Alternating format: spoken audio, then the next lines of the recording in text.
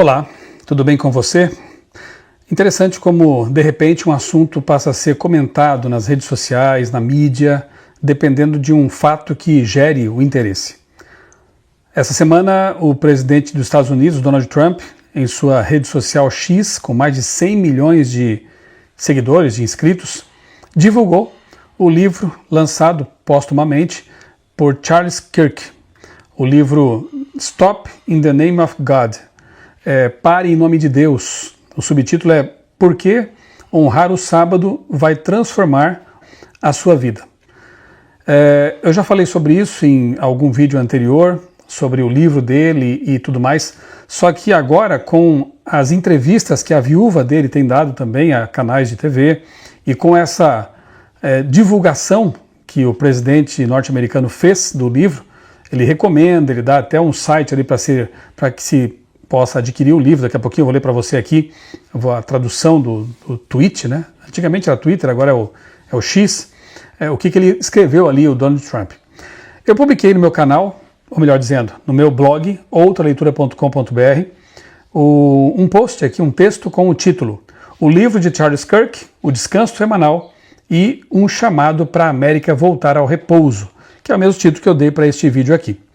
Eu quero ler com você aqui o que eu escrevi e fazer alguns comentários na sequência. Aqui está a capa do livro, ó, né?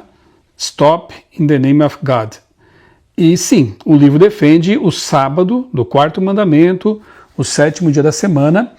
Agora, a questão é como que as pessoas que simpatizavam, né, com Charles Kirk, que aprovavam, né, a prática dele de ir a universidades e a outros ambientes e debater ali, combatendo a cultura woke, como que essas pessoas que são evangélicas e que portanto guardam o domingo, elas têm encarado um livro que defende tão enfaticamente, abertamente e com exemplo da própria família dele, do Kirk, o sábado. Como tem sido essa recepção das pessoas e como tem sido a reação delas, né, à mensagem do livro. Uma coisa é certa, simpatizam com o autor, mas será que aceitaram a mensagem, tentaram dar uma acomodada? Enfim, vamos ver isso logo na sequência aqui.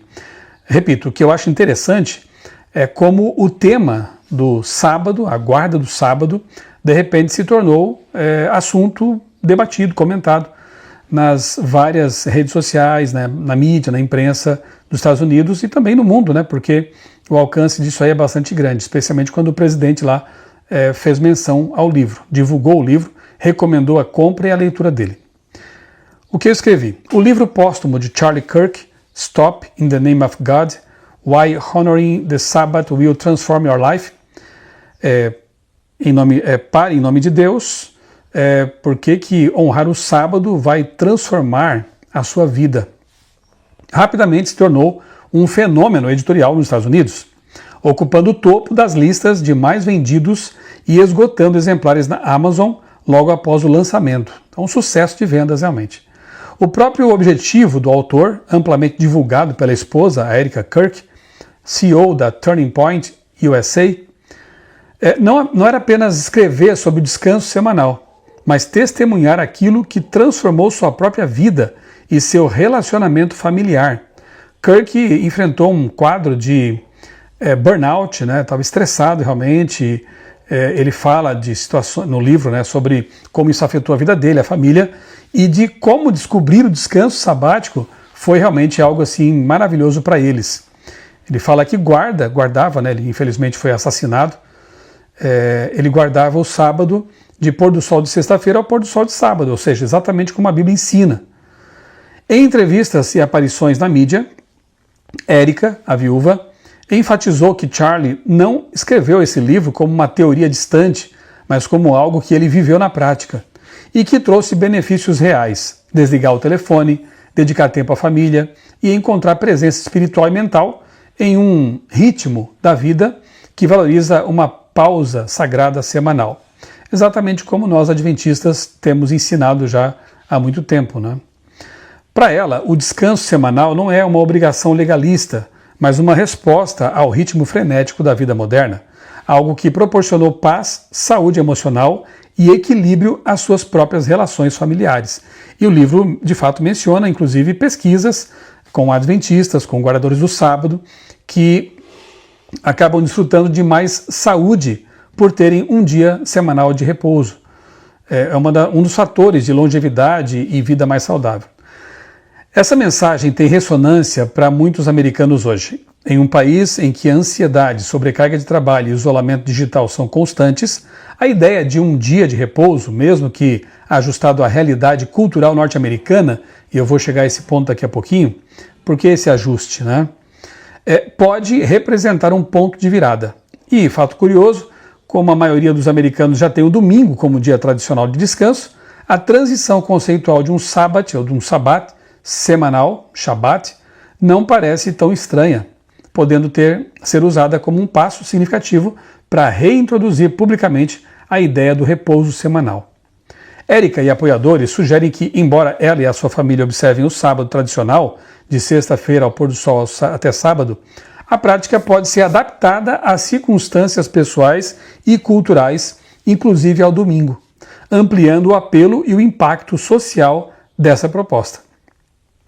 Se o objetivo de Kirk era dar à América uma forma concreta de curar a sua cultura da pressa, de sobrecarga, sua obra e a divulgação que sua viúva tem feito, certamente inicia um diálogo importante.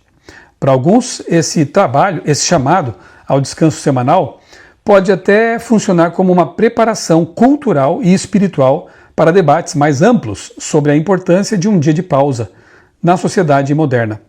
Implicitamente, essa narrativa ajuda a preparar o terreno para discussões futuras sobre o decreto dominical e o papel que um dia de repouso legalmente reconhecido poderia desempenhar na vida coletiva. Em sua conta no X, Trump escreveu o seguinte, então está aqui a tradução. Um mês antes de um monstro tirá-lo de nós, o grande Charlie Kirk terminou seu livro final, Pare em Nome de Deus, porque honrar o sábado transformará a sua vida. Como Charlie dizia frequentemente, se eu vou ser lembrado por algo, quero ser lembrado por ser corajoso por minha fé. Charlie se importava profundamente com Deus e com o país, e neste livro poderoso, sua sabedoria, coragem e convicção nos inspiram a todos a nos voltarmos a Deus em busca de orientação contra o mal neste mundo, que nós também podemos vencer com a ajuda de Deus.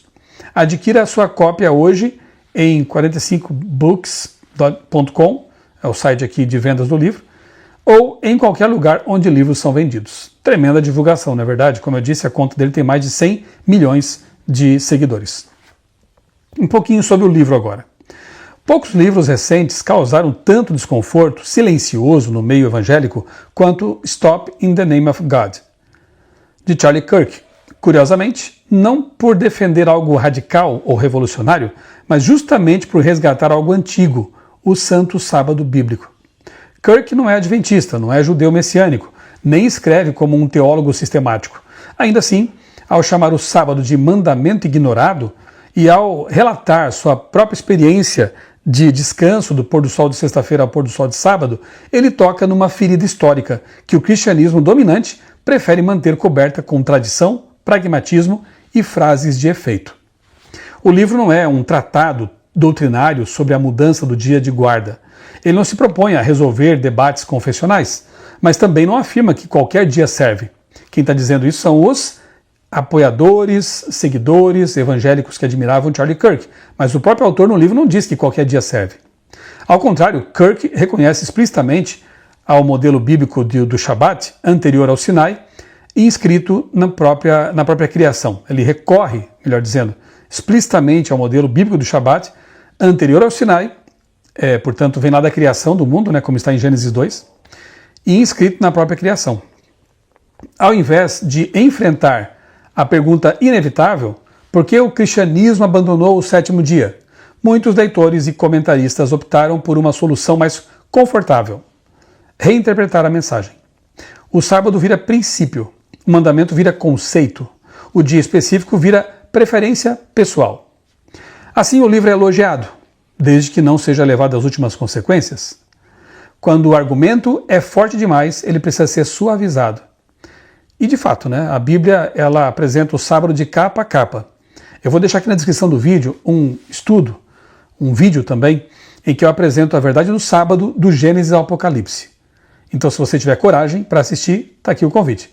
Se você quiser entender esse mandamento em toda a palavra, em toda a Bíblia, está aqui o meu convite para você assistir. E depois comente aqui, diga aqui nos comentários o que você achou do vídeo A Verdade sobre o Sábado, tá bom? E o Kirk, ele apresenta essa verdade assim, como ela é na Bíblia. E ela é tão clara, tão forte, que muitos cristãos que não guardam o sábado têm que apresentar desculpas, né? Desculpas tentando usar textos fora de contexto, para dizer que o sábado teria sido abolido. Curiosamente, 9 mandamentos permanecem em pé, mas só o quarto teria sido derrubado, né? Que estranho, só o quarto abolido, né? E o Kirk percebeu isso e escreveu sobre isso, né? Sobre a vigência, sobre a permanência, na verdade a eternidade do sábado, porque se você ler lá em Isaías, no finalzinho do livro, quando o profeta fala sobre a nova terra, já na eternidade, os salvos, eles estarão guardando o sábado, sabia disso? Interessante, né? O sábado vem da criação, antes do pecado, então não tem nada a ver com mandamentos que tem que ver com ordenanças, com o santuário, porque isso é pós-pecado, né? O sábado vem antes do pecado, está lá em Gênesis 2, o capítulo 3 é que narra a queda de Adão e Eva. Ele atravessa toda a Bíblia, os patriarcas guardaram o sábado, os profetas guardaram o sábado, Jesus obviamente guardou o sábado, Lucas 4,16, Maria, as mulheres piedosas que seguiam Jesus guardaram o sábado, os discípulos após a morte e ressurreição de Jesus continuaram guardando o sábado. Paulo, inclusive, quando estava em terras em que não havia sinagoga, um local para ele estar com quem guardava o sábado, ele fazia isso na natureza, como está no livro de Atos, né? Apocalipse fala dos mandamentos de Deus. Jesus diz no Evangelho que ele é o Senhor do sábado e que o sábado foi feito por causa do ser humano e não o ser humano por causa do sábado. Enfim, não há nada na Bíblia, em um verso sequer, que mencione a alteração no dia de guarda ou que o domingo seria um dia sagrado. Isso é muito claro, muito evidente. Quando, como diz aqui, né? Onde é que está a frase que eu acabei de ler para você? Que quando a evidência é muito contundente, só resta dar desculpas, né?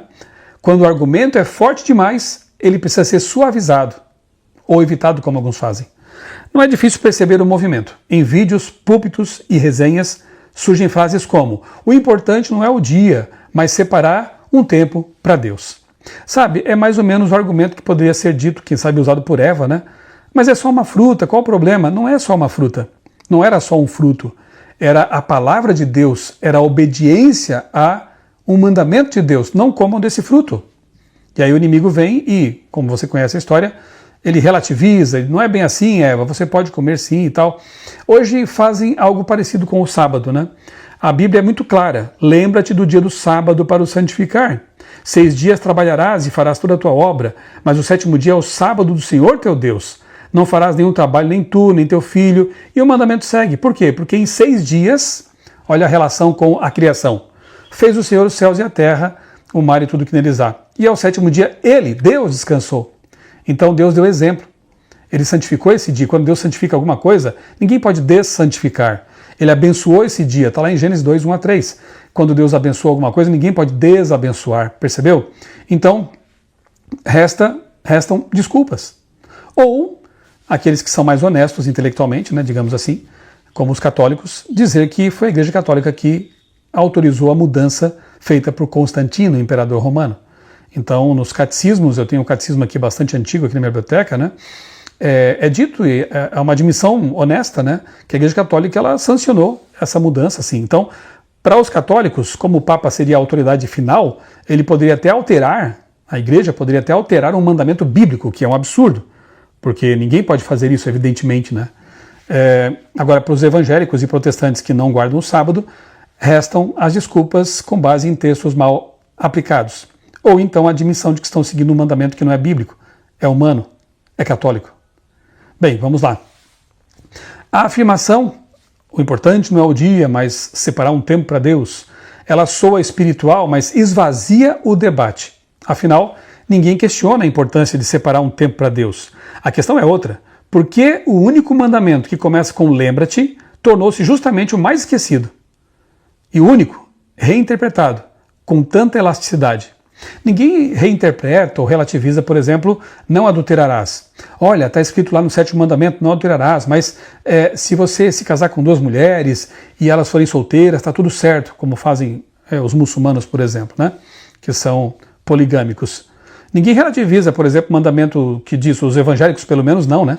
Que diz assim, não farás para ti imagem de escultura, não te prostrarás. Não, mas se você fizer uma estatuazinha ali e apenas fechar os olhos para orar diante dela, não se ajoelhar, tá tudo certo. Nunca vi um evangélico relativizando o segundo mandamento desse jeito. Ou então, honra teu pai e tua mãe, mas se acontecer algo assim, você pode desonrá-lo. Nunca vi. Mas o quarto mandamento, as pessoas têm a coragem de dizer assim, está escrito, lembra-te do sábado, o 7º dia para santificá-lo, mas hoje pode ser o outro dia. Estranho esse comportamento, não é verdade? A tentativa de deslocar sua ênfase é menos, eu vou reler aqui uma parte, Kirk, ainda que de forma pessoal e pastoral, aponta para o sábado do 7º dia, não para o domingo. A tentativa de deslocar sua ênfase é menos um gesto de fidelidade bíblica e mais um reflexo de desconforto histórico. É significativo que um autor vindo do evangelicalismo contemporâneo, o Charles Kirk, tenha precisado redescobrir o sábado já na vida adulta, não por influência adventista, mas por exaustão, crise e necessidade espiritual. Isso diz muito sobre o cristianismo moderno, ativo, engajado, barulhento e cansado. O sábado bíblico não é apenas um dia de repouso físico, ele é um memorial da criação, um sinal de lealdade e uma declaração semanal de confiança. O mundo não depende de mim para continuar girando, talvez por isso incomode tanto. O que estamos vendo não é rejeição ao livro de Kirk, mas algo mais sutil, uma tentativa de neutralizá-lo. Aplaude-se o chamado ao descanso, desde que ele não questione a tradição humana. Valoriza-se o princípio, desde que o mandamento não seja levado tão a sério assim. No fim, o livro levanta uma pergunta que vai além de Charlie Kirk. Estamos dispostos a descansar como Deus mandou ou apenas do jeito que nos convém? Porque quando o sábado é reduzido a um conceito genérico, já não é mais o sábado bíblico. É apenas mais um intervalo na agenda, e não um sinal eterno entre o Criador e suas criaturas. Finalmente, essa discussão toda em torno do lançamento do livro de Charles Kirk me fez pensar em 2 textos de Ellen White que estão lá no livro Grande Conflito. Olha só que interessante, nas páginas 588 e 605. Ela diz assim, o sábado será a grande prova de lealdade, pois é o ponto da verdade especialmente controvertido, não é verdade? Um dos pontos aí, um dos mandamentos bíblicos mais controvertidos. A discussão se levanta quando você se atreve a falar sobre o sábado. Outros mandamentos, outros princípios não são assim tão complicados de se conversar sobre. Mas quando você levanta o tema do sábado, aí, meu amigo, a coisa realmente fica uma controvérsia, né? A observância do sábado, ou do falso sábado, melhor dizendo, em cumprimento à lei do Estado, contrária ao 4º mandamento, será uma declaração de fidelidade a um poder que se coloca em oposição ao de Deus.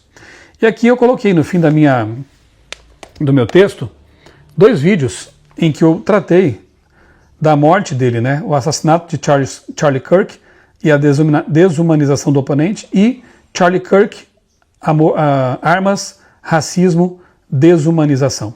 Então eu convido você a, quando for ler aqui meu post, eu vou deixar o link aqui na descrição, dá uma olhadinha também nesses vídeos aqui para entender a morte do Charlie, o assassinato dele, num contexto assim um pouco mais amplo, tá? Mas enfim, por que o lançamento desse livro e a divulgação ampla que ele está tendo nos Estados Unidos, e aqui também acaba chegando, me chamou a atenção? Porque, de fato, nós sabemos que no futuro, nós cremos assim, né? Nós cremos assim no futuro, esse assunto, anote aí na sua agenda, né? Esse assunto ele vai voltar a ser um tema de amplo debate, né? A questão dominical, a questão da mudança do dia de repouso, o descanso sabático, enfim, essa questão sábado-domingo, ela vai se tornar bastante polarizada e uma ampla discussão nos meios de comunicação, na sociedade em geral. Anote aí, isso vai acontecer e nós estamos vendo aqui exemplos de como isso pode ser facilmente alçado, né, ao debate público. O lançamento de um livro por parte de uma pessoa famosa que, na sua sinceridade, descobriu o mandamento do sábado e passou a guardá-lo como manda a Bíblia, trouxe o tema para pauta, né, de discussões. Muita gente dando desculpinhas, como eu disse, né, para não admitir que está sendo infiel ao mandamento de Deus.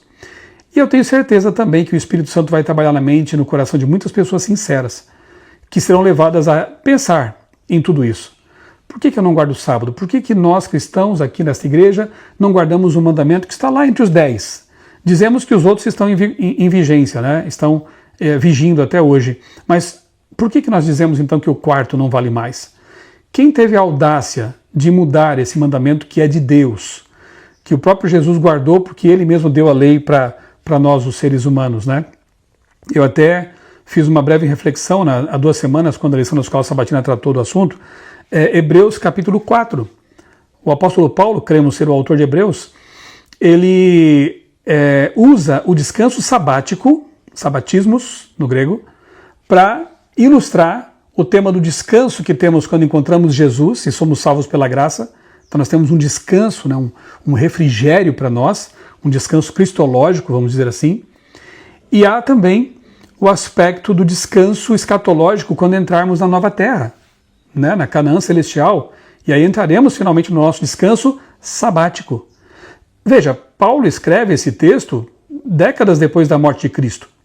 Se Jesus tivesse abolido o mandamento do sábado, ou trocado pelo domingo, Paulo não teria usado de novo o conceito de sabático, né, o conceito do descanso sabático, para ilustrar a conversão e ilustrar a entrada na nova terra, o descanso eterno. Ele usaria, então, o conceito do domingo, né? Resta ainda um descanso dominical, alguma coisa do tipo.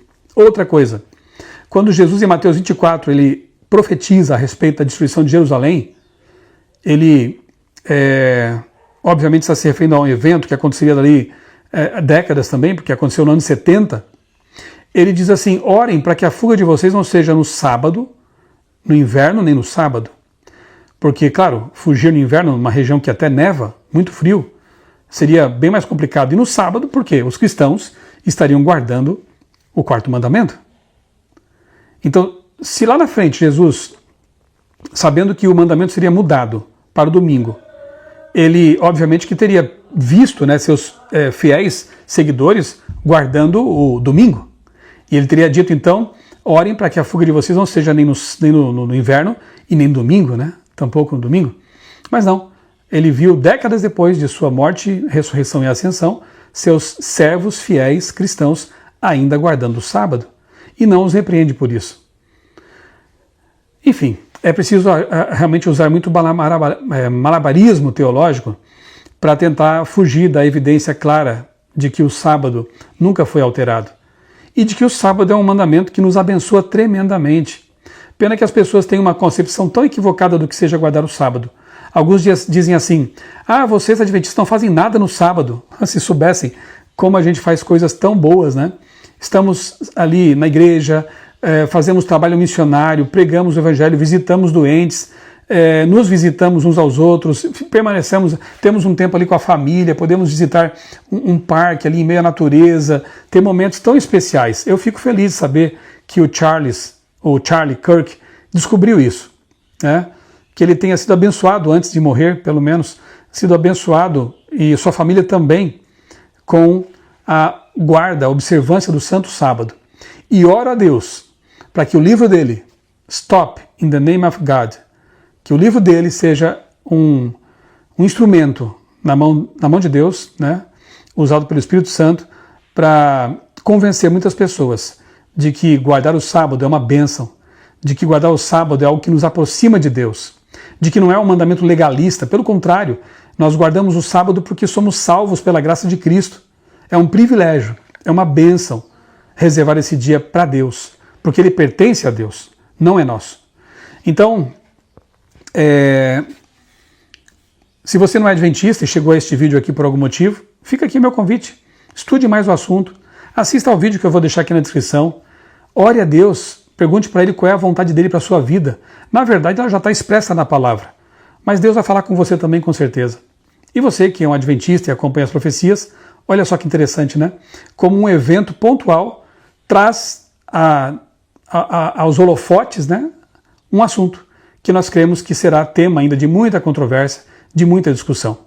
Que sejamos preparados para dar a resposta, para explicar às pessoas e, pelo nosso exemplo, mostrar como realmente é uma bênção ser obedientes aos mandamentos de Deus, todos os mandamentos de Deus. Um abraço, O Senhor abençoe grandemente a sua vida, a sua família e continue acompanhando aqui os vídeos do meu canal, se inscreva, compartilhe, curta. Tudo isso faz com que o YouTube perceba a relevância dos conteúdos que aqui eu costumo divulgar, tá bom?